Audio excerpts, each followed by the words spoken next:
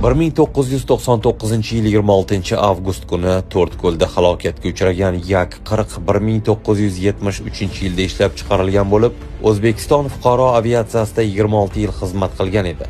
O'sha kuni ertalab samolyot 4 nafar ekipaj a'zosi va 29 nafar yo'lovchi bilan Toshkent aeroportidan parvoz qiladi. To'rtko'l shahriga yetib borguncha Yak-40da hech qanday texnik muammo kelib chiqmaydi. Samolyot To'rtko'l aeroportiga qo'nish chog'ida uchuvchilar uchish-qo'nish yo'lagiga tushishda xatolikka yo'l qo'yishadi. Ular aylanib olishda va tezlikni pasaytirishda mo'ljalni noto'g'ri olishadi.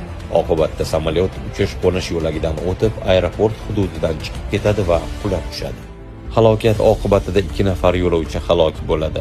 Yana bir necha yo'lovchi turli darajada tan jarohatlari oladi.